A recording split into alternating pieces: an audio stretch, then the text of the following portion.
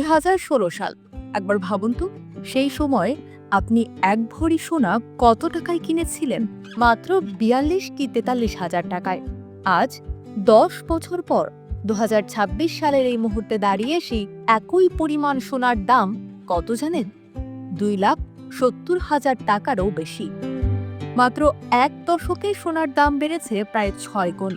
আকাশ ছোঁয়া এই দামের লম্ফঝম্প সাধারণ মানুষের কল্পনার বাইরে চলে গেছে। কিন্তু কেন এমন হলো? কিভাবে আমাদের চেনা সোনালী ধাতুটি আজ সাধারণের নাগাল পেরিয়ে বিলাসিতার চূড়ান্ত শিখরে পৌঁছে গেল?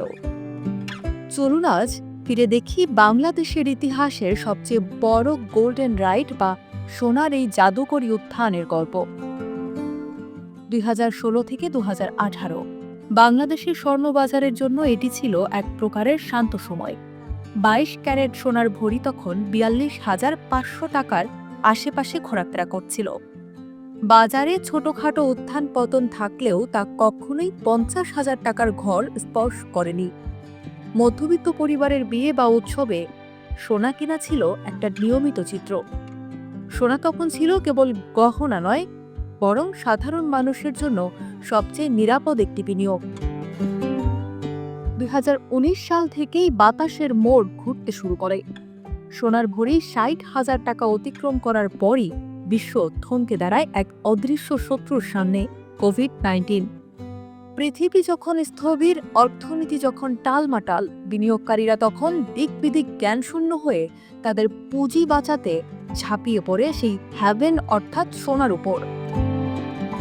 2021 সালে দাম 70,000 ছাড়ালো, আর 2022 সালে শুরু হলো রাশিয়া ইউক্রেন যুদ্ধ। বিশ্বজুড়ে তেলের দাম বাড়লো, পাল্লা দিয়ে বাড়লো ডলারের দাম।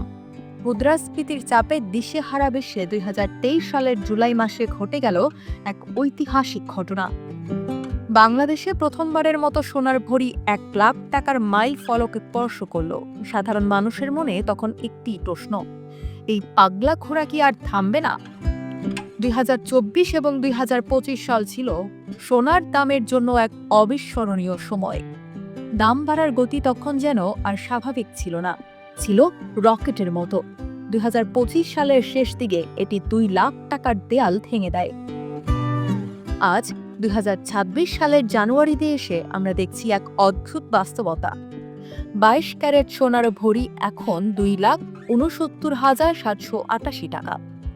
এর সাথে বাজসের নিয়ম অনুযায়ী 5% ভ্যাট এবং ন্যূনতম 6% মজুরি যোগ করলে এক ভরি গহনা কিনতে আপনার পকেট থেকে খসবে প্রায় 3 লাখ টাকা।